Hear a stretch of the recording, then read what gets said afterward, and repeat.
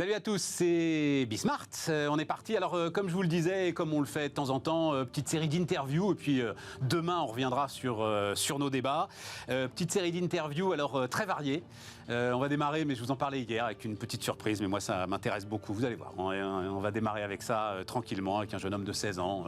C'est pas tous les jours qu'on a un jeune homme de 16 ans qui dit des choses intéressantes. Donc, partons de le dire comme ça. Donc, on va essayer de l'écouter. Ou en tout cas, qui est dans une situation, voilà, on va dire ça comme ça, qui est dans une situation particulière et intéressante. Ensuite, bouquin de réflexion autour de la publicité.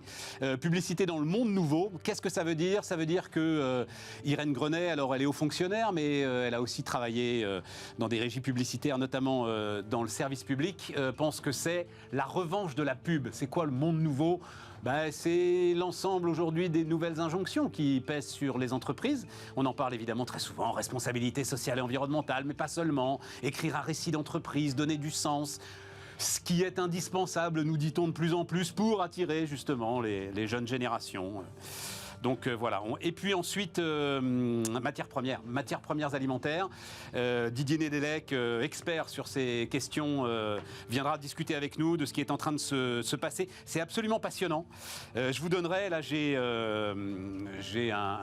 quasiment un copain industriel dans la boulangerie industrielle qui m'a envoyé justement pour cette émission les hausses qu'il encaisse là sur l'ensemble de ces matières premières.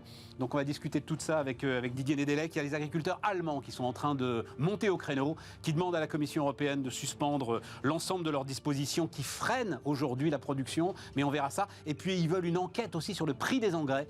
C'est un sujet structurel, parce que c'est ça qui est passionnant, enfin passionnant. Oui, passionnant et en même temps un peu affolant dans les crises alimentaires, un petit peu d'ailleurs comme les crises immobilières, si vous vous souvenez de 2007-2008, c'est que ce sont des crises à longue traîne. Voilà. Mais on va voir ça ensemble. C'est parti, c'est Bismart.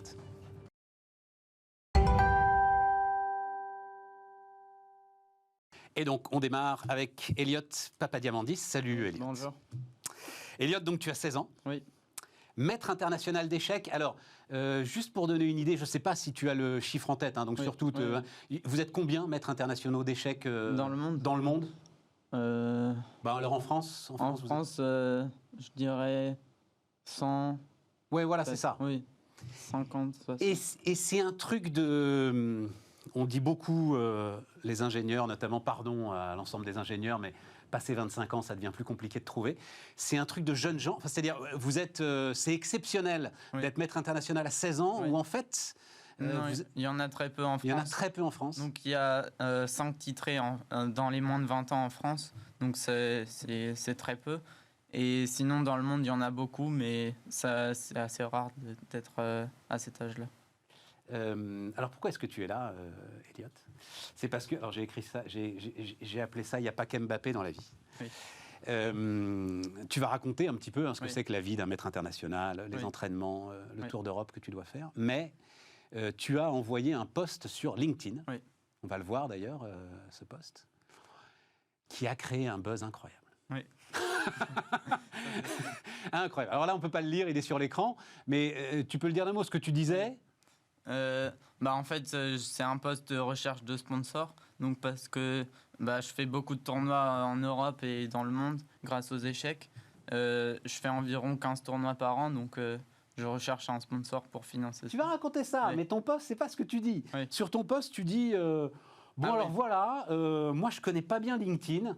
Mais j'ai des gens qui m'ont dit c'est bien. Oui, donc j'étais en tournoi en Espagne et c'est un ami à moi qui m'a demandé si j'étais sponsorisé. Je lui ai répondu que non et il m'a suggéré l'idée de suggérer l'idée de faire un post sur LinkedIn et je connaissais pas du tout, donc il m'a expliqué comment ça marchait et j'ai trouvé ça intéressant. C'est pas de ton âge LinkedIn, il faut le dire, clairement. Je connaissais personne qui utilisait ça. Et après, on l'a formulé entre amis et voilà. Et on se retrouve avec un truc très simple, très basique, où tu dis quand même, c'est pour ça que j'ai écrit « Il n'y a pas qu'Mbappé », tu dis quand même, en gros, les entreprises, si j'étais sportif, à ce niveau-là, donc dans les 4-5 meilleurs de France, vu mon âge, j'aurais aucun problème à trouver un sponsor. Oui, alors en Inde et aux États-Unis, par exemple, les échecs, c'est devenu très populaire avec les streamers qui popularisent le jeu. Et en fait, c'est quelque chose qui se transmet. Les échecs, c'est un jeu qui se transmet de génération en génération. En Inde, c'est une tradition presque. Ouais. Donc, c'est très populaire. Ouais. Et en France, ça se popularise de plus en plus, mais effectivement, il y a cette Il y difficulté. a du boulot. Oui. Sauf que tu te retrouves. Alors, il y a un chiffre, il y a que toi qui as ce chiffre, le nombre de vues. 11 millions maintenant. Oui. 11 millions. 11 millions de vues. Oui, je m'attendais pas du tout à ça, hein, ça c'est sûr. Et... Moi, j'ai une petite notoriété, tu vois, sur LinkedIn. Mon max, ça a été 600 000 quand même. Oui. En fait, c'est quand on a lancé la chaîne. Oui. Ils aiment bien ça. Oui, c'est... 11 millions de vues. Oui, c'est... Et enfin, tu sais, je sais pas si ils t'ont dit LinkedIn. Est-ce qu'à un moment ou un autre, ils sont rentrés en contact avec oui, toi? Oui, parce que j'ai été banni en fait 24 heures après le post. Il faut raconter ça. Alors en fait, j'ai fait le post dimanche vers 8h du soir. Et le lendemain matin, en me réveillant, je vois que mon post et mon compte ont été supprimés. Donc on était un peu... Qu'est-ce qui s'est surpris. passé? Et en fait, c'était des bots américains qui ont... En fait, j'ai entre guillemets cassé l'algorithme. En fait, c'est devenu viral dès le dimanche soir. Oui, en fait. voilà, c'est ça. Il y a eu 1,5 million de vues en 12 heures pratiquement. Cassé la... et donc, en fait, mes amis ont fait des posts avec un hashtag libéré Elliot. Ah oui. Et en 24 heures, mon compte a été remis en état. En état. Oui. 11 millions de vues. Alors moi j'ai regardé, c'était ce week-end, hein, 189 515 réactions, Oui. Donc des gens qui like. Et toi tu écris, un petit like ce serait pas mal s'il vous plaît. Tu dis, vu que je commençais sur LinkedIn, je m'attendais pas. Bim, voilà 200 000 et 2900 commentaires. Oui. Tu les as lus les commentaires? Oui, alors j'en ai lu quelques-uns, il y en a pas mal, c'est beaucoup de commentaires de soutien et c'est très intéressant. Et il y a des gens qui te donnent des conseils, moi j'ai adoré ça. Bah, vu que je commence sur LinkedIn, c'est pas mal. Il y a des personnes qui me donnent des conseils, comment formuler mes posts, etc. Exactement. Et oui, ça m'intéresse. Et derrière, et alors c'est pour ça que je voulais absolument que tu viennes, parce que quelque part, ça peut être aussi un message qu'on envoie à l'ensemble des jeunes gens aujourd'hui qui ont soit une cause à défendre, soit comme toi, mais on va parler effectivement de ce que ça implique aussi d'être maître international d'échecs, en tout cas veulent s'adresser aux entreprises. Et tu as parfaitement raison, parce qu'il faut savoir qu'aujourd'hui, les entreprises sont en quête de cause. On va en parler dans la suite de l'émission. Le monde d'aujourd'hui fait que, ce nouveau monde dont parle Irène Grenet, les entreprises doivent aussi écrire leurs récits, défendre des causes. Et donc sur ces commentaires, tu as des gars qui te disent, enfin, d'ailleurs c'est le commentaire d'une jeune fille très très intéressant, qui dit, bon, première chose, écrit en anglais. Oui, ça important. Je l'ai lu. Oui, en fait, j'avais hésité de faire le post en anglais, mais... Les deux? Oui, je me suis dit que je pourrais faire les deux. Oui. Ouais, tu pourrais faire les deux. Parce que j'ai aucun mal à parler anglais. Donc. Et ensuite, c'est tout ce qui concerne la professionnalisation de la recherche, que j'ai trouvé super intéressant. Est-ce que tu as eu le temps de réfléchir à ça, Elliot? J'en sais rien, et vraiment, question très ouverte, on n'a pas préparé cet entretien, parce que je ne voulais surtout pas le faire. Mais à un moment, je crois que c'est un autre gars qui t'écrit... sur quelle valeur tu peux apporter quelque chose à une entreprise. Voilà, à un moment, l'entreprise va te donner quelque chose, il faut que tu donnes quelque chose en échange. Tu as réfléchi à ça? Bah, en fait, il y a plusieurs entreprises qui sont intéressées par rapport à moi en tant que joueur d'échecs. Par exemple, faire une simultanée pour les membres de l'entreprise ou jouer contre eux, ça les intéresse. Et sinon, j'essaye d'apporter de la visibilité pendant mes tournois. Mais il n'y a pas une dimension, pour tout te dire, alors... Et là, enfin, je le dis, enfin, peut-être que tu en discutes avec ton père, que tu y as réfléchi toi-même. Moi, ça m'a beaucoup impressionné, la viralité de ton post. Et est-ce que toi, tu comprends pourquoi, d'ailleurs? Tiens, je te pose la question. Je pense que c'est parce que je l'ai formulé naturellement et qu'il y a peu de jeunes joueurs, de jeunes sportifs qui sont sur LinkedIn. Donc, ça a un peu surpris les gens. Et je pense que... Moi, je pense qu'il y a quelque chose, tu sais, qui est en rapport avec... tout ce qu'on dit enfin, notamment par exemple sur notre niveau en mathématiques. Oui. C'est-à-dire, tout ce qui s'est passé depuis 2 ans sur les désaveux autour de la science, des matières scientifiques, ce que tu apprends là sur les profs de maths, où en gros, il y a un admissible au CAPES pour 2 postes ouverts. Plus personne veut devenir prof de maths. Notre niveau en maths qui s'effondre. Tout ça, on le ressent, nous, matheux ou pas, littéraires, joueurs d'échecs ou pas, etc., comme une forme de déclassement. Et je trouve que cette idée qu'il y ait là, de ce que tu représentes, tu vois, d'une jeunesse qui, elle est pour le coup en pointe. Oui, ça c'est vrai. Tu vois. Oui. Tout à coup, on se dit, c'est pas possible. C'est pas possible qu'effectivement, on est très bien des jeunes gens qui courent vite, c'est formidable. Hein, et puis en plus, celui-là est particulièrement intelligent et particulièrement formidable. Mais voilà, on s'est dit, c'est dingue, quoi. Oui, c'est vrai que les échecs, c'est assez spécial et c'est pas très populaire. Donc mais il y a une forme de noblesse. Oui, bien sûr. Oui. Et là, parlons-en de ta part, c'est-à-dire, c'est quoi l'entraînement ? Aujourd'hui, combien d'heures d'échecs par jour, par exemple ? Aujourd'hui, je travaille entre 5-6 heures par jour. Donc, il y a avec mes coachs et tout seul de l'entraînement. Et ça, c'est en dehors des tournois. Donc, par exemple, par jour, je peux faire 2 heures de coaching avec un de mes profs, parce que j'ai plusieurs profs. Et 3 ou 4 heures tout seul, où je découvre le jeu, je continue d'étudier et d'apprendre plein de choses. Et pendant les tournois, donc, je travaille le matin entre 2 et 3 heures pour préparer ma partie. Et la partie, ça peut durer entre 30 minutes et 7 heures. Donc voilà. Ouais, c'est ça. Ouais. Préparer ta partie, ça veut dire quoi ? Ça veut dire la préparer par rapport à un adversaire que tu as identifié et donc Je regarde dans les bases de données les parties de mes adversaires pour me préparer en fonction de soit leur stratégie ou leurs ouvertures. Oui. Parce que tu as dit un truc dans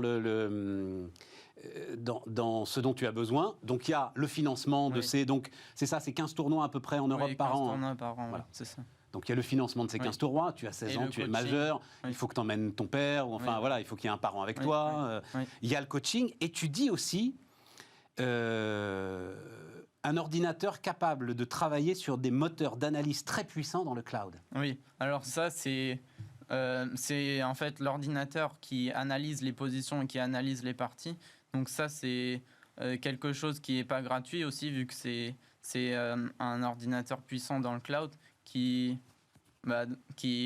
analyse les positions très profondément pour préparer les parties. Et ça, j'en ai besoin tous les jours pratiquement. Mais ça, c'est une nouvelle dimension. Oui, voilà, c'est très récent. Oui. Avant, c'était pas comme ça. Il fallait travailler dans les livres et là, ça s'est développé. Et est-ce que, alors en regardant ça, j'ai été un peu plus loin. Oui. J'ai vu qu'aujourd'hui, alors notamment, je crois qu'il y a un tournoi à Dubaï avec une bourse à 2 millions d'euros, c'est ça ? Oui, ça, c'était le championnat du monde, oui. Effectivement. Donc là, effectivement, il y en a qui comprennent la valeur des échecs. Et j'ai vu, juste ça m'a intéressé, je voulais juste, est-ce que c'est vrai ou pas, qu'il commence à y avoir un sujet sur, comment est-ce que je vais dire ça ?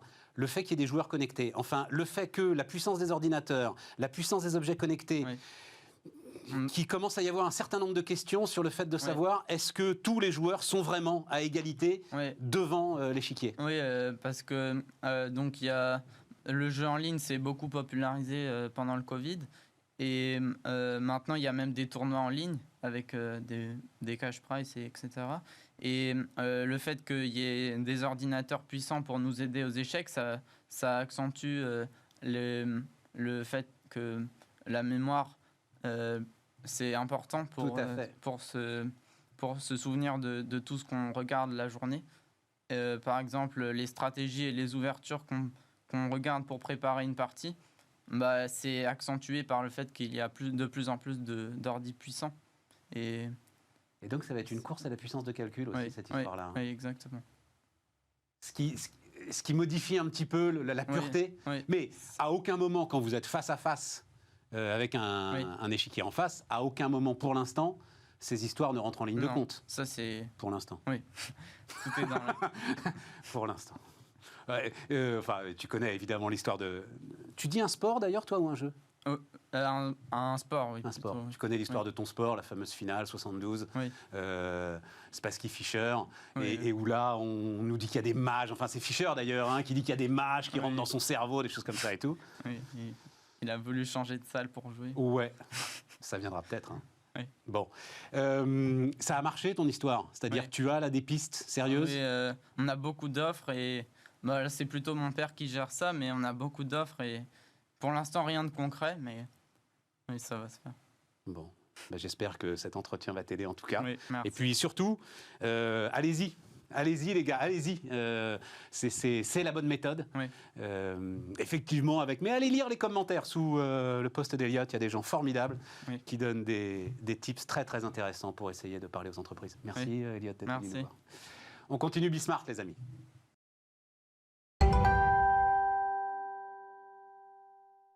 Et donc on enchaîne avec Irène Grenet. Salut Irène.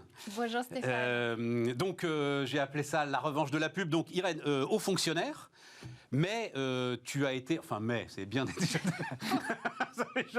Mon Dieu. Et ça se passe bien. Non. Mais tu as été directrice générale adjointe, c'est ça, hein, oui. De la régie de France Télévisions. Tout à fait. Et donc tu écris un bouquin dont j'ai oublié d'envoyer la photo à la régie, mais donc je vais la montrer comme ça, la publicité dans le monde nouveau aux éditions Odile Jacob. J'ai appelé ça, Irène, la revanche de la pub. Ça te va, la revanche de la pub? Le nouveau discours des entreprises sur les valeurs, tiens, j'en parlais avec Eliott il y a quelques instants, est une occasion pour la pub de prendre sa revanche. C'est ça un petit peu ton sujet, non? C'est un peu ça mon sujet. C'est un peu ça. Mon sujet, c'est déjà une découverte personnelle de la pub. Bon, ça, c'est encore une fois personnel. Parce qu'en fait, on est très habitué à la pub, on la conteste beaucoup, on considère qu'elle nous interrompt, qu'elle interrompt la vie des gens, hein, que ce soit dans la ville, sur les murs de la ville, quand on lit un journal, quand on regarde la télévision. Oui, c'est ça, elle s'impose.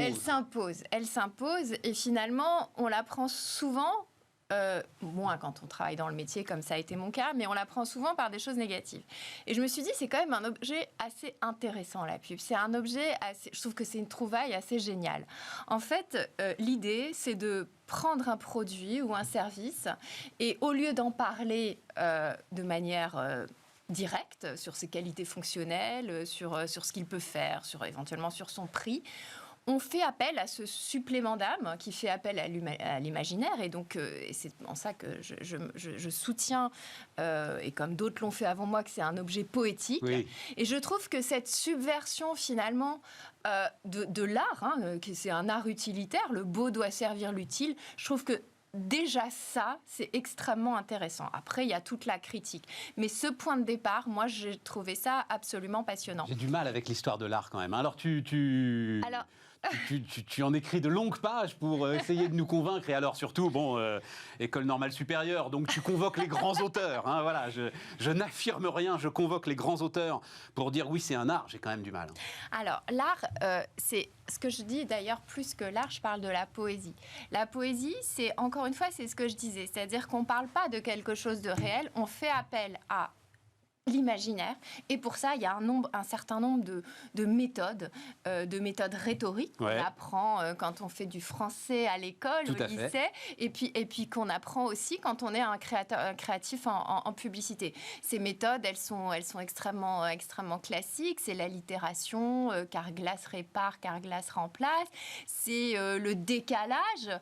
Quand vous voyez, par exemple, cette pub que j'ai étudiée un peu dans mon ouvrage, sur les abribus, une femme absolument magnifique en sous-vêtements et ne ratez pas votre bus, c'est une pub Triomphe. Ça, c'est du décalage et c'est de la méthode. Quand on était jeune, il y avait Obat qui avait aussi fait très fort là-dessus. Et c'est finalement, il ne s'agit pas de dire c'est un art. C'est pas de l'art, ça, Irène. L'art, c'est la poésie. La poésie, c'est ce qui, encore une fois, fait qu'au lieu de parler d'une boîte de conserve Sheba, eh bien, il y a Eva Longoria qui danse langoureusement avec son chat. C'est ça, c'est ce décalage. Et qui peut être utilisé soit pour faire rêver, soit pour faire rire. Parce que la pub, quand elle est bien faite, elle est géniale. Oui, mais elle est connotée à son temps, absolument. C'est de ça dont on va parler. C'est-à-dire, qu'est-ce qui reste aujourd'hui? Il reste effectivement des souvenirs marquants de certaines campagnes qui vous ont marqué, mais qui ne passent pas de génération en génération. Alors, des jeunes gens écoutent Mozart, je ne suis pas sûr qu'ils soient, par exemple, frappés par Jean-Paul Goude, tu vois, qui en ce qui me concerne, reste le truc qui nous a assis par terre. Alors ça, je me prononcerai pas, on verra. En tout cas, qu'elle reste marquée par son temps, c'est une certitude et c'est pour ça qu'elle est très très intéressante. Ok, je comprends, tu ne veux pas que ce soit de l'art. Non, je te challenge là-dessus, ça m'intéresse, c'est tout, on a le temps.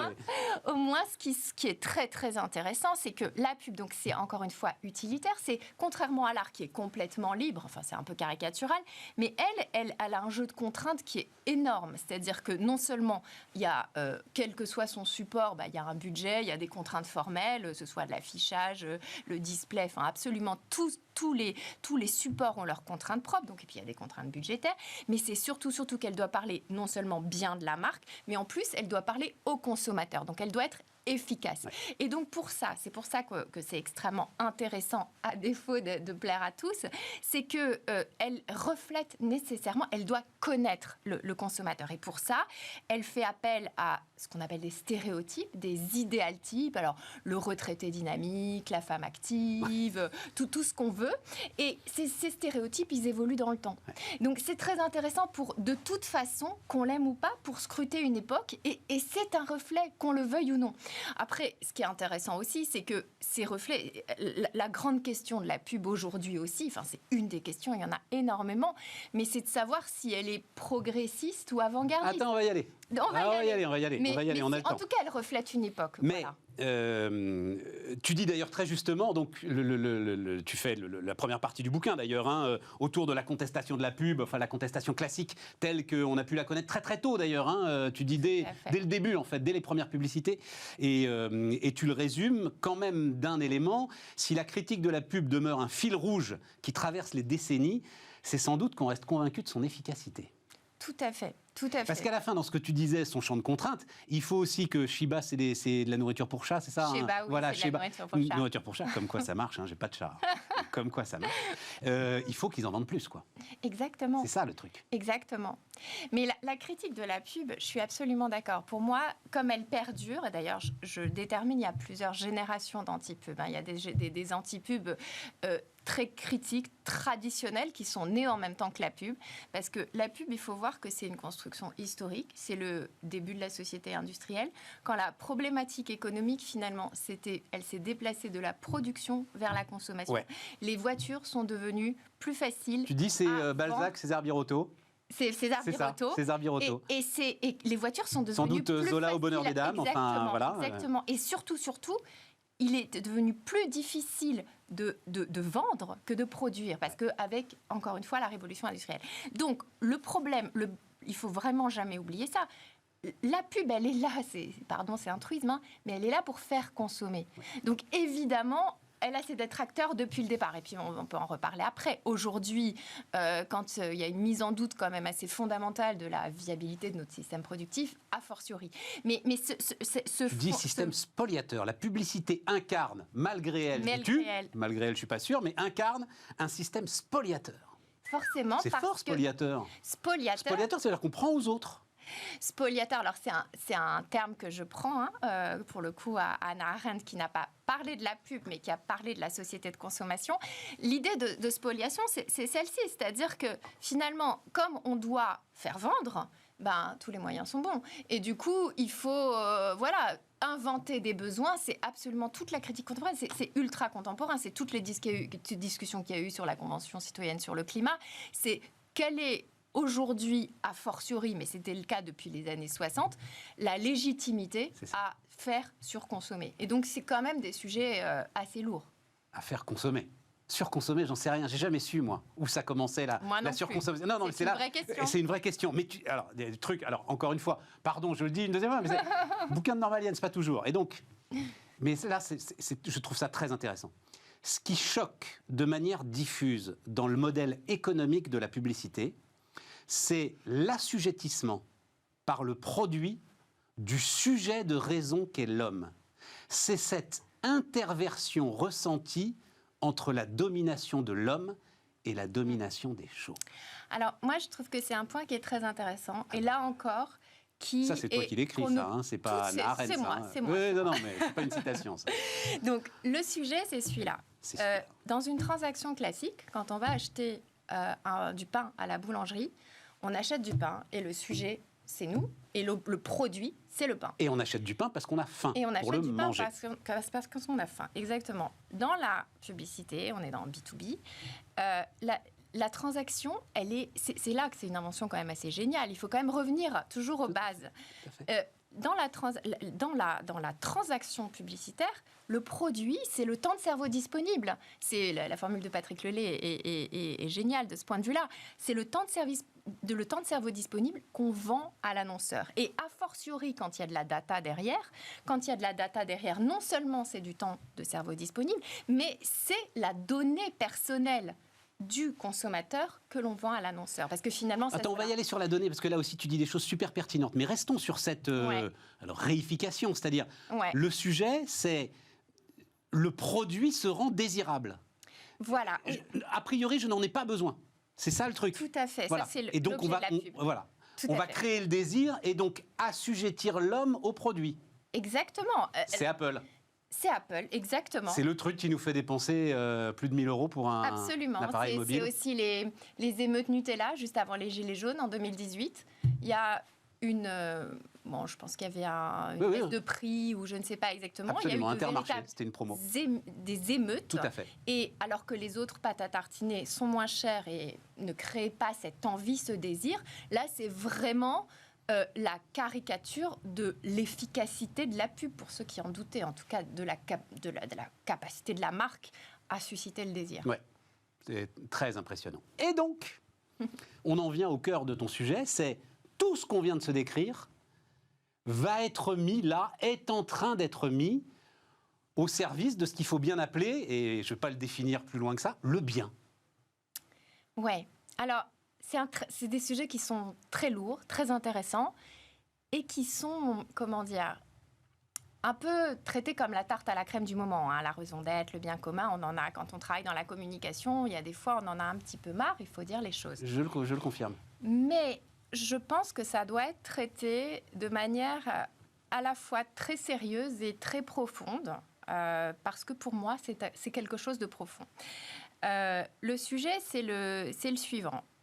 C'est toute la place des entreprises, finalement. C'est tout le sujet des entreprises. La communication, c'est intéressant parce que, finalement, c'est le langage des entreprises. C'est rien d'autre que ça. Il y a aujourd'hui quelque chose, une transformation complètement nouvelle qui n'est pas du tout une remise en cause du fait que l'entreprise, elle a pour objet de maximiser la valeur, Milton Friedman, etc. Ça, on ne revient pas là-dessus. Et ceux qui en doutent ou qui mettent en doute cette idée... Irène, on revient là-dessus. Moi, je ne suis pas d'accord. Business of business is business, puisque c'est ça, Friedman, c'est le contraire de ce que tu écris. C'est le contraire, mais pour moi, le point de départ, ce n'est pas incompatible. On a cette première dimension, la finalité de l'entreprise. La finalité, c'est de produire de la richesse. Sinon, elle court à la faillite, fin de l'histoire. Donc pour moi, ça n'est pas remis en cause. Ce qui est nouveau, et c'est ça qui est extrêmement intéressant, on va revenir à la communication après, mais ce qui est nouveau, c'est qu'on s'interroge aujourd'hui, comme on ne s'est jamais interrogé autant, sur le rôle de l'entreprise dans la société.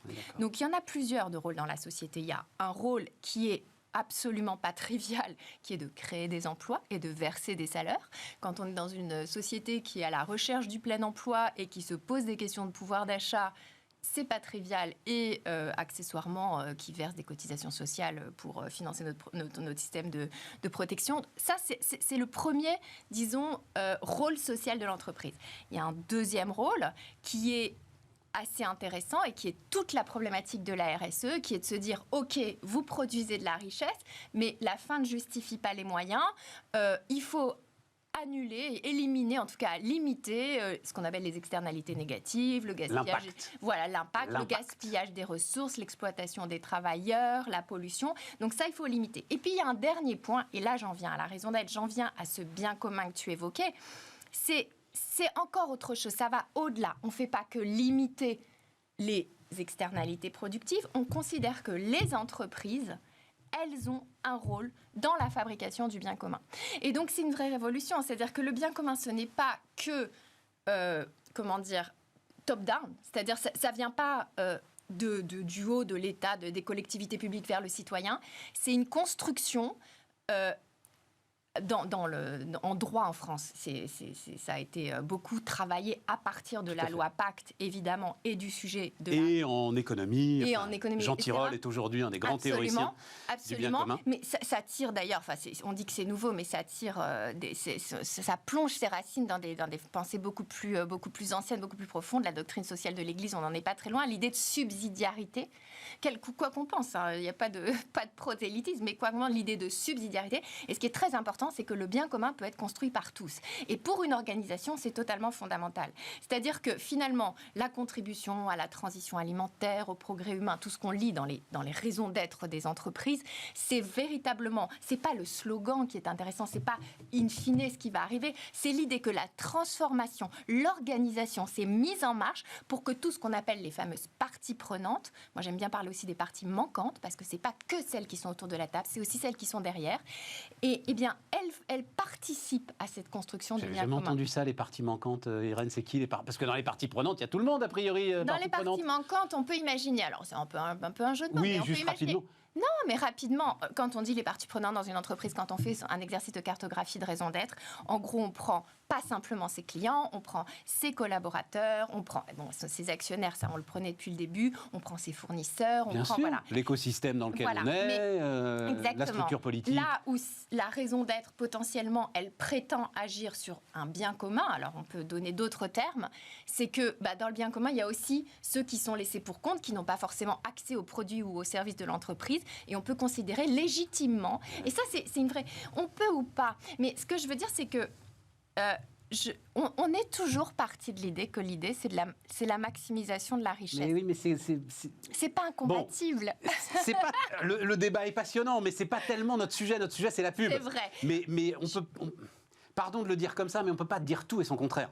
On peut pas dire d'un côté business of business is business et de l'autre côté je vais prendre en compte l'ensemble des parties prenantes et des parties manquantes. Parce ça que fonctionne pas. L'injonction, c'est pas de dire prenez les parties prenantes et les parties manquantes, c'est faites dans quelle mesure vous, dans le cadre de votre maximisation de la valeur, vous pouvez tenir compte de choses dont vous ne teniez pas compte auparavant. Et puis l'idée, c'est pas forcément, et là où je suis pas totalement d'accord, c'est qu'aujourd'hui on a une injonction, toutes les entreprises, elles ont une injonction à se moderniser, que ce soit sous les problématiques de numérisation, de RSE. Aujourd'hui, on peut pas être dans la stabilité. Pour ne pas être dans la stabilité, il faut transformer. Et pour transformer, il faut embarquer. Donc de toute façon, si elle ne se transforme pas, elle meurt. Et la raison d'être, c'est ce processus de transformation. Ce que je veux dire par là, c'est que la raison d'être, c'est très concret. C'est surtout l'inverse. Et après, on revient à la communication, parce que moi, je trouve ça passionnant de voir le rôle de la com là-dedans. Mais la raison d'être, c'est tout sauf ce slogan... ou si c'est qu'un slogan, c'est une catastrophe et toutes les critiques de greenwashing sont justifiées, mais ce n'est pas que ça. Oui, mais Irène, attends, parce que ça va nous ramener sur la pub. Il se trouve... Alors, j'en ai pas parlé avec lui, je pense pas qu'il en ait parlé publiquement, je trouve ça très intéressant. L'entreprise Yves Rocher, Brice Rocher, exemplaire, première entreprise à mission de taille de plus de 2 milliards d'euros de chiffre d'affaires, auteur d'un rapport pour Olivia Grégoire autour de la loi Pacte des entreprises à mission, de l'évolution de tout ça. Il est venu ici discuter avec nous très très largement. Arrive la guerre ukrainienne, Brice Rocher dit « je reste en Russie ». Oui, tout à fait. Voilà. Et j'ai lu, moi, je peux le dire d'ailleurs, dans le journal Le Monde, mais un papier hallucinant. C'est-à-dire, le journaliste décide que c'est un crime contre l'humanité aujourd'hui de rester en Russie et de vendre des produits. Attends, je finis. Et je vois bien que sans doute l'ex-com chez Yves Rocher ont dû se dire... On les emmerde. Nous, on le sent comme ça. On sent qu'on doit rester pour tout un tas de bonnes raisons. Le sujet, c'est qui définit le bien. Tu vois, c'est ça, Irène, qui me perturbe profondément dans cette logique-là. Et c'est là que ça nous ramène à la pub. C'est là où on est totalement d'accord et je voudrais te le faire comprendre. C'est que le journaliste, il n'a rien compris. Mais oui, mais c'est lui peut-être qui va définir le bien à un moment. Mais non, parce que le bien, peut-être qu'Yves Rocher va devoir quand je dis que le bien, il ne tombe pas du haut, il ne tombe pas non plus de la part du journaliste. Le bien, c'est ce que l'organisation a décidé et a construit ensemble, c'est de la stratégie d'entreprise. La stratégie d'entreprise, c'est Yves Rocher qui l'a fait, point. Et c'est pas le journaliste. C'est pour ça que je dis, le bien commun ne se construit pas uniquement par heureusement, la puissance étatique, etc., encore, pas complètement, mais le sujet ici, c'est très clairement que l'entreprise Yves Rocher, avec toutes les valeurs que tu rappelais et que je connais très bien, qui sont extrêmement puissantes, a considéré que ce n'était pas contraire au fait de rester en Russie. Donc je pense qu'on dit fondamentalement la même chose. C'est tout sauf le politiquement correct. Mais revenons à la pub. Oui. Là où c'est la revanche, c'est que tu dis tout ce que tu as décrit sur la puissance de la pub. Elle va le mettre donc... En fait, tu décris deux mouvements contradictoires qui sont très intéressants. Tu décris d'abord un consommateur, en fait... Alors, je ne sais plus quel... Il faut que je retrouve un consommateur sérieux. Un consommateur qui veut plus rêver. C'est ça, oui, Irène? Tout à fait. Il veut de l'info brute. S'il l'a pas, il va la chercher, etc. Exactement. Voilà. Il parle tout seul de la marque, puisque maintenant, aujourd'hui, ce qui est aussi important, c'est les avis des consommateurs, c'est les influenceurs, qui sont ces espèces de super consommateurs, monsieur et madame tout le monde, qui apportent un gage de crédibilité. Donc le sujet aujourd'hui, c'est l'engagement, la crédibilité, c'est plus le rêve. Voilà. Voilà. Mais néanmoins, il va falloir que la pub, donc face à ce consommateur sérieux qui veut plus entendre parler, qui veut justement... alors, tu as cité, c'est l'agence Business, dont j'adore d'ailleurs, père et fils, qui fait ses slogans. Oui. J'ai 8 secondes pour vous dire que la barre Ovomaltine, c'est de la dynamite, Carglass remplace, comptez. C'est eux, tout ça, c'est eux. C'est de la poésie, ça, Stéphane. Ça, peut-être c'est de la poésie, c'est extra. Tout ça, c'est eux. Donc, qui veut plus de ces trucs-là, qui veut de l'info, et en même temps, la pub va devoir retrouver toute la poésie qu'elle est capable d'exprimer pour raconter cette raison d'être des entreprises et ce récit des entreprises. C'est ça le truc, Irène, c'est ça le challenge. Tout à fait, c'est ça le challenge. Moi, j'ai tendance à croire que, là encore, les débats de la Convention citoyenne sur le climat que j'ai suivis de très près étaient très intéressants. Qu'est-ce qu'ils voulaient, les citoyens? Qu'est-ce qu'ils voulaient? 150 citoyens, Irène. 150 citoyens, mais qu'est-ce qu'ils voulaient et qui est quand même assez représentatif de ce que beaucoup de Français, beaucoup de citoyens pensent de la publicité. Ils voulaient, par exemple, c'est un exemple, une mention légale qui dise à chaque publicité, avez-vous vraiment besoin de ce produit? Donc ça, c'est une façon de voir les choses. J'avais pas vu ça. C'est une façon de voir les choses. Voilà. Il y en a une autre qui est de se dire, OK, il n'y a pas 30 000 façons d'arriver, je dis à des grands mots, mais on parle de ça, la neutralité carbone en 2050, il n'y a pas 50 000 paramètres. On ne va pas baisser la population mondiale. En gros, il y a 2 paramètres. Il y a la production, produire plus durable, moins d'énergie fossile, et puis pour le consommateur, consommer, accompagner ce mouvement de transformation de la production. Eh bien, pour ça, moi, je pense profondément qu'il est beaucoup plus efficace de faire rire, et là, j'ai plein d'exemples de pubs absolument géniales qui se saisissent de ces sujets quand même assez lourds.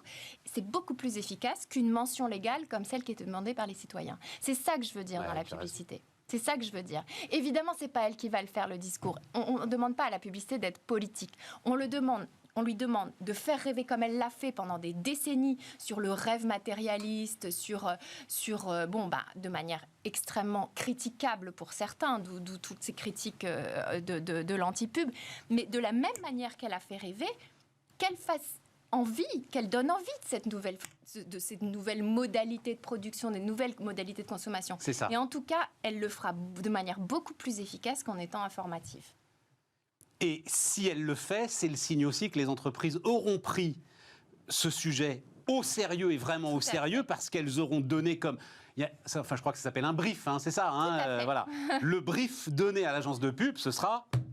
On veut que ce soit quelque chose de concret sur la décarbonation ou notre apport à la lutte contre le réchauffement climatique. Le sous-titre de mon livre, c'est « Vendre du rêve à l'ère du sérieux ». La pub, elle parle de choses sérieuses. Tu dis un truc, alors, c'est un peu en marge, mais j'ai trouvé ça super intéressant, autour de la data. Mmh. Et tu dis, en fait, la data amène à créer un double statistique. Mmh. Mais c'est pas nous, en fait. Ouais, c'est ça, Irène. Est-ce que tu peux raconter... C'est très intéressant. Ouais. En fait, il y a des études qualitatives qui nous montrent que, finalement, le deal de la data, quand on est dans la publicité, c'est de dire, en gros, tu me donnes ta data, et moi, je te donne des publicités pertinentes, moins intrusives, qui vont te correspondre. Exactement. Okay. Qu'est-ce que nous disent les études qualitatives? C'est que les consommateurs, ils ne sont pas convaincus. Non pas parce qu'ils ne veulent pas qu'on utilise leur data, c'est même pas le sujet, bien sûr, il y a aussi ce sujet-là, mais simplement parce qu'ils trouvent que ce n'est pas forcément pertinent. Qu'est-ce que ça dit, ça, sur la data? Ça dit que la data, les algorithmes sont simplistes. Les algorithmes, c'est encore une corrélation radicale, c'est du comportementalisme. On dit visite d'un site internet égale achat. Heureusement, l'être humain, c'est plus compliqué que ça. Il y a des bruits, Exactement. il y a des désirs, on revient toujours au désir, c'est plus compliqué que ça. Et donc, le double statistique, ça minimise d'ailleurs le sujet de la privacy. Parce que le double statistique, c'est ce que j'ai bien voulu montrer moi en allant cliquer sur le site Intermarché, machin, etc. Mais c'est pas moi. C'est pas moi fondamentalement. Non. Donc je pense que ça remet aussi en perspective tous ces débats qui sont très très profonds et qui pour le coup, la data c'est le sujet de la pub aujourd'hui. Hein. Ouais. La créa, moi ça m'a passionné complètement, mais c'est pas le sujet, bien sûr que non. Je viens de dire que c'était au contraire le sujet, mais disons qu'aujourd'hui l'industrie publicitaire, elle se réinterroge à travers la data. Eh bien, je pense qu'il faut remettre là encore l'église au milieu du village. Ben oui. Non, mais c'est ça. C'est-à-dire que si effectivement elle se focalise sur ces doubles statistiques, mais elle va nous pourrir la vie de la même façon qu'elle a pu nous pourrir la vie Absolument.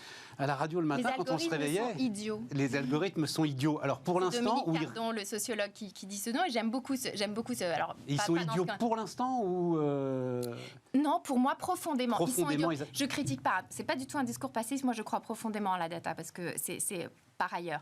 Mais ce que je veux simplement dire, c'est que il faut pas avoir trop peur, puisque l'être humain restera avec sa folie. Les bruits du monde resteront ce qu'ils sont. Ses désirs seront. C'est pas parce qu'on a voulu cliquer et acheter une paire de chaussures hier parce qu'on était de très bonne humeur qu'on voudra l'acheter aujourd'hui, même si on a l'argent pour le faire. Ou surtout parce que on voulait l'offrir à quelqu'un qu'en fait on déteste. Mais on est obligé de lui faire un cadeau. Et ce truc qui va revenir sans arrêt et nous rappeler cette personne qu'on déteste. Voilà, oui, ça. Juste un tout dernier mot. Tu donnes évidemment les chiffres là, qui sont aujourd'hui la prise de contrôle totale de la publicité par Google et Facebook. Oui, tout à fait. Et Google plus que Facebook d'ailleurs. Tout à fait. Quelles conséquences ça a, enfin en une minute En une minute, c'est pas possible. Parce non, que en une minute, c'est pas possible. Ça porte tout. Hein. Ça porte. Ça porte moi, je vais le faire parce que c'est intéressant. Ouais. Tu rappelles à un moment. La pub fait quand même vivre le débat d'idées. Si Bismart existe, c'est parce qu'il y a de la pub. Si les journaux existent, parce qu'il y a de la pub, etc. Et tout.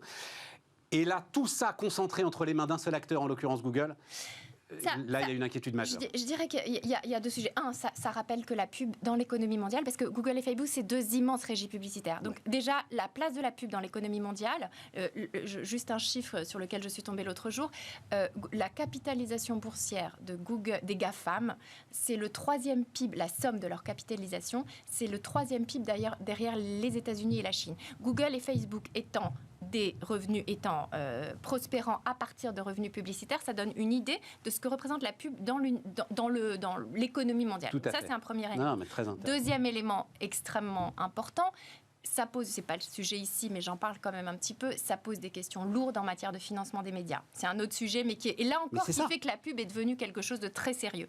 Et puis, il y a un troisième élément, c'est que, pour moi, ça participe de cette déconstruction du rêve que j'explique. C'est-à-dire que quand on fait de la pub sur du search, qui est de la publicité réduite au maximum, hein, c'est de l'achat de mots-clés, mais il n'y a plus de pub, il n'y a plus de rêve, il n'y a plus rien. Donc, il y a beaucoup, beaucoup de conséquences. On pourrait en parler pendant des heures, mais c'est très lourd. Irène Grenet, donc la publicité dans le monde nouveau. On termine avec les matières premières.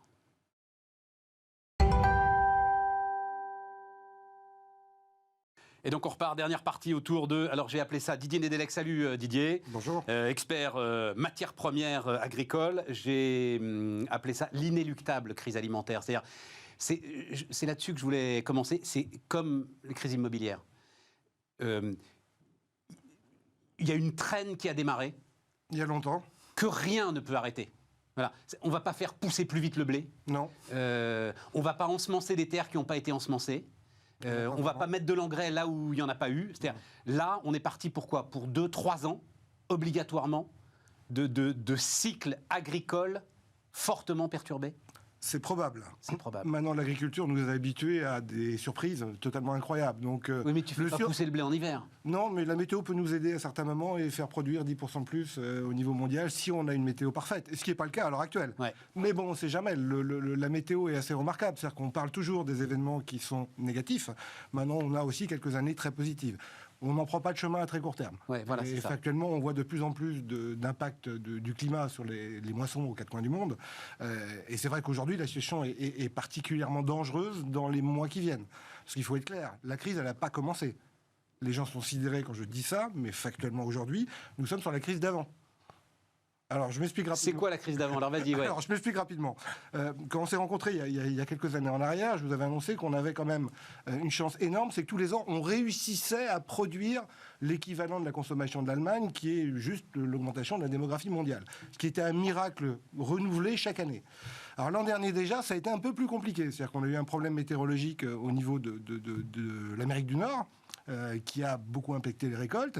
Et pour vous donner juste un indicateur qui est la référence du prix du blé en Europe, qui s'appelle Ronex, on est passé d'un range de prix entre 180 et 200 euros à 250 euros, 25% d'augmentation, liée à ce problème climatique et à une fin de produits agricoles au niveau mondial dont auquel les Chinois ont beaucoup contribué.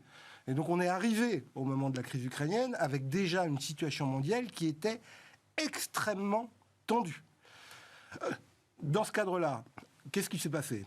La Black Sea, donc la mer Noire, est fermée du côté ukrainien, et l'Ukraine, qui avait prévu et qui devait exporter 6 millions de tonnes de blé et 20 millions de tonnes de maïs, n'a pas pu le faire. 6 millions de tonnes de blé, 20 millions de tonnes de maïs, il faut nous donner une idée de ce que ça représente. Alors, en France, nous récoltons à peu près en moyenne 35 millions de tonnes de blé. Donc c'est pas un chiffre, c'est 1% de la production mondiale. C'est pas un chiffre énorme, 6 millions de tonnes. Et le marché a trouvé des solutions à ces 6 millions de tonnes. 20 millions de tonnes de maïs, c'est 2% de la production mondiale de maïs. Mais c'est à ce point tendu sur un fil, en fait. C'était... Non, mais parce que là, il y a 2 jours, les Égyptiens nous disent qu'ils ne sont pas tout à fait sûrs, en fait, d'avoir assez de blé pour nourrir leur population. Alors, donc, j'ai du mal à croire... Alors, vas-y, continue. Oui, c'était à ce point-là. C'était à ce point-là, voilà. 25% d'augmentation sur les prix de base, quand même, c'est pas neutre dans les produits agricoles. Oui, tout à fait.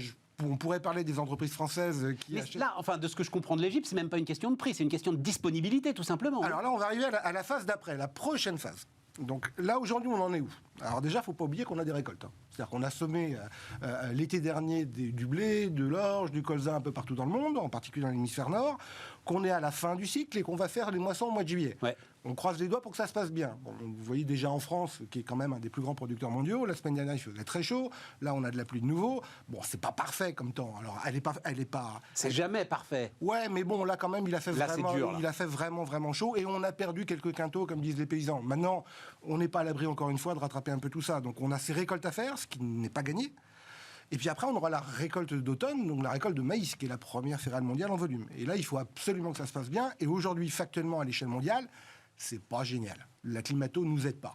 Les Indiens, il y a quelques semaines, ont eu un énorme coup de chaud qui a impacté leur récolte dans les derniers jours avant la moisson, ce qui a réduit la production et les a amenés à prendre des décisions politiques qui ont été beaucoup plus, entre guillemets, des annonces que de la réalité factuelle. Mais Quoi, des annonces, il sort plus le... Oui, mais c'est quoi, c'est du maïs ou du blé d'ailleurs Alors, la petite histoire indienne. Donc, Bref, en tout cas, les céréales indiennes sortent plus d'un. les contrats déjà signés sortent. Les contrats déjà signés sortent. Donc à peu près 6 millions de tonnes, d'accord? Ce qui était ce qu'on pensait pouvoir sortir d'Inde. D'accord. Maintenant, un ministre a annoncé qu'ils exporteraient 10 millions de tonnes. Les commerçants internationaux sont regardés en disant on ne sait pas trop où il va les trouver. Il en a exporté 6. Au bout de 6, il dit j'arrête. Bon, bah ok, on est d'accord. Et encore une fois, l'impact politique, on avait échangé déjà sur ce domaine dans nos discussions précédentes. Les politiques, quand ils parlent de produits alimentaires, ont plutôt une tendance à exciter les marchés. Mais bien sûr. Qu'à les calmer. Alors ça, c'est un autre point, où la longue traîne, mais on va y revenir. Il y a la longue traîne, et puis il y a l'idée aussi qu'une barrière qui se ferme, qu'elle se ferme ou qu'elle se ferme pas, panique tout le monde. Et c'est toutes les barrières qui se ferment absolument partout. Ça, c'est des mécanismes qu'on a déjà vus. Et qu'on revoit en ce moment. Et qu'on revoit en ce moment. Et qui mettent en danger, et là, factuellement, des pays enclavés en particulier. Quand vous êtes dans des zones géographiques où vos pays n'ont pas accès à la mer, et que, pour des raisons qui peuvent être compréhensibles, les pays qui reçoivent la marchandise par les bordeurs maritimes disent, bon, on va garder la nourriture pour nous, et donc ils mettent des bannes à l'exportation. Vous parliez de l'Égypte. L'Égypte a interdit depuis à peu près 1 mois et demi les réexportations de farine. Alors, quand on parle d'Égypte, on parle d'un des plus grands importateurs mondiaux de céréales. On n'a pas la notion que tous les ans, il y a 1 petit million de tonnes de farine qui quittent l'Égypte par les frontières et qui vont sur les pays limitrophes jusqu'au Yémen d'ailleurs. Ouais. Et ces pays aujourd'hui se retrouvent dans des situations qui sont très compliquées. Et on parle, alors oui, effectivement, on regarde la carte du Soudan, de la Libye, etc., des pays qui en ont vraiment besoin, pour le coup. Qui en ont vraiment besoin. Alors aujourd'hui, donc, qu'est-ce qui s'est passé au mois de mars, il y a 3 mois jour pour jour? Invasion de l'Ukraine, arrêt du flot d'exportation ukrainien. Le flot russe, lui, continue. Alors on était en fin de saison, les Russes d'ailleurs avaient mis un quota d'exportation pour pas trop exporter, et il y a eu à peu près 2 millions de tonnes en moyenne qui sont sorties sur des petits bateaux qui sont habituellement en mer Noire, en mer d'Azov, pour aller vers la Turquie, vers l'Égypte, vers l'Iran. Petit trafic qui a continué, qui ne s'est absolument pas arrêté pendant cette période-là, qui a rencontré quand même beaucoup de difficultés, parce que même si l'alimentation n'est pas dans les sanctions, factuellement aujourd'hui, il y a aussi un embargo sur les produits agricoles, par les différentes personnes qui interviennent dans la supply chain. Quand vous devez acheter une personne qui n'est pas sous sanction. Ouais. Or, en Russie, beaucoup de négociants russes sont possédés par des personnes qui, elles, sont sous sanction. Ouais.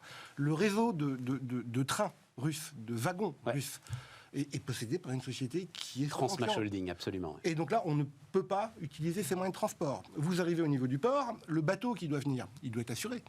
Les grandes sociétés d'assurance maritime dans le monde, elles sont toutes occidentales. Et comme par hasard, très compliqué de trouver une assurance, voire quasiment impossible. Les armateurs non plus ne veulent plus venir. Donc vous voyez, vous avez tout ce phénomène qui est en train de se produire. Mais pourquoi tu dis... Alors, il se trouve, je le disais dans le sommaire, donc je vais les donner, les chiffres. J'ai un copain entrepreneur, une boulangerie industrielle, pas très loin de Nantes. Donc il me dit, tiens, j'ai appris que tu allais parler de matières premières, donc je vais t'envoyer un petit peu ce que c'est pour moi. Donc farine 2021 par rapport à 2022, plus 52%.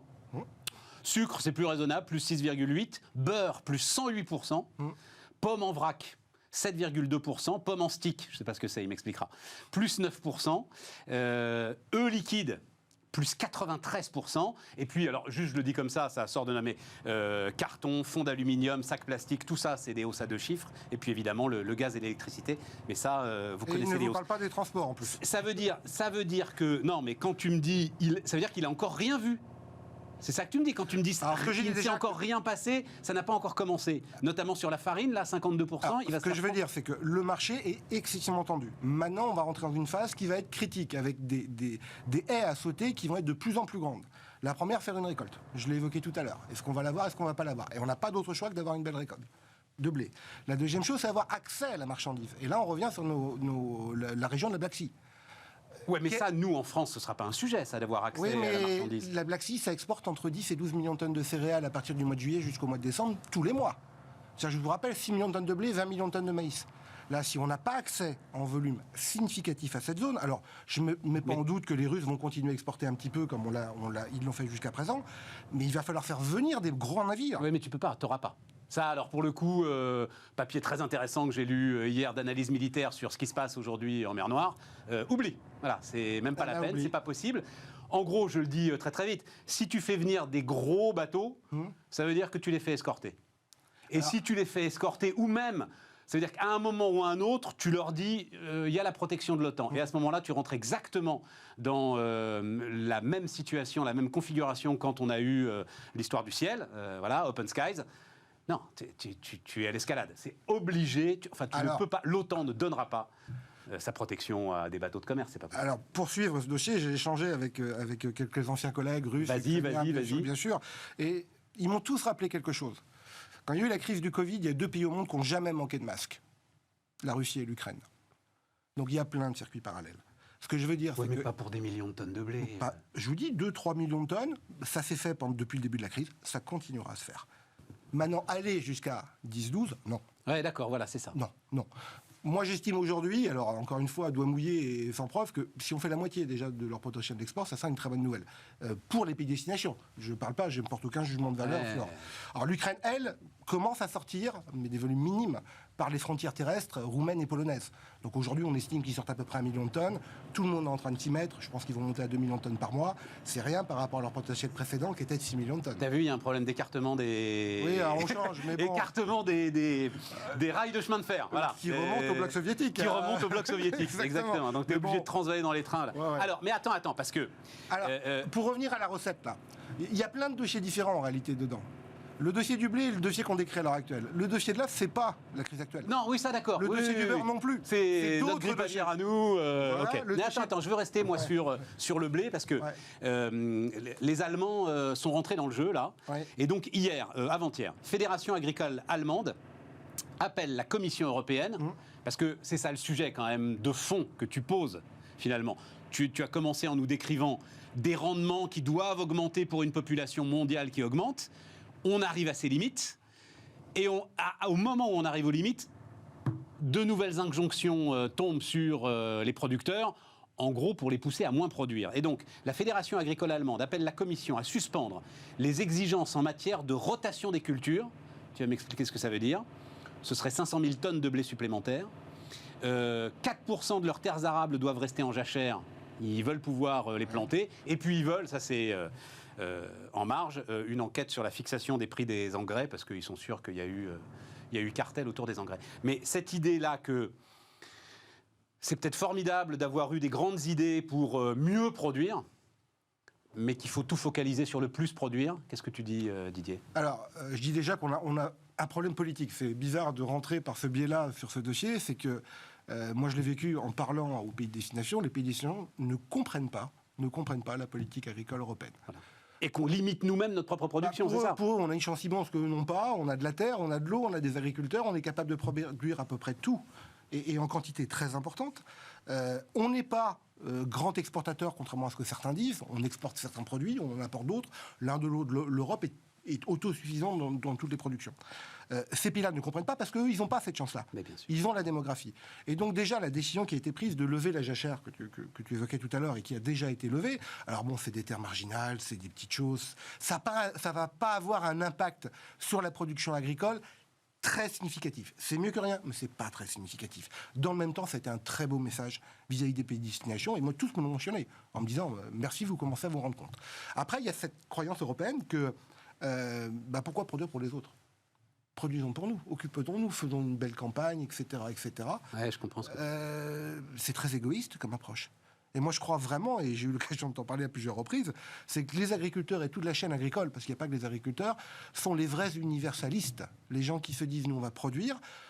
Ne négligeons pas le fait qu'ils font très attention à leur terre. Il faut arrêter avec cette croyance. Un paysan, grand dicton, il emprunte sa terre à ses enfants. Il n'est pas là pour la détruire. C'est faux. Ça, c'est des statements qui sont faits par des gens pas vraiment compétents. Et on a un vrai problème. Il y a une politique agricole qui est en cours de mise en place, où 4 études indépendantes, dont une étude de la Commission européenne, ce qui m'a fait un peu sourire à titre personnel, pointent vers une réduction de la production de l'ordre de 20%. En réduisant les grands engrais, en réduisant les produits de santé végétale et compagnie. Mais c'est politiquement intenable. C'est d'un égoïsme sans nom, compte tenu de la problématique mondiale qu'on a et qu'on va avoir de plus en plus dans les années qui viennent. C'est une belle conclusion. Merci. Je m'attendais pas. Non, c'est une belle conclusion, très belle conclusion. Merci Didier Nedelec, donc expert matières premières, et juste, je le dis d'un mot, c'est-à-dire, tu travailles sur la volatilité des matières premières alimentaires. Ça y est, je crois que tout le monde a compris qu'il y avait là des choses à faire, un sujet dont il faut s'occuper. Ton ami, entre guillemets... Oui, mais lui, il n'a pas les moyens de se couvrir. Lui, il subit. Il est trop petit. On peut faire plein de choses à l'échelle des entreprises, et c'est très exactement la problématique, c'est dire je fais comment. Ouais, voilà. Et donc, on organise l'entreprise différemment, et après, on peut aller vers des outils d'arbitrage, mais ça, c'est la boîte à outils. Fondamentalement, on est plutôt dans la diagnostic, et c'est très exactement les problématiques dont je m'occupe aujourd'hui. Didier Nedelec, donc, qui était avec nous pour cette émission de Bismart. On se retrouve demain.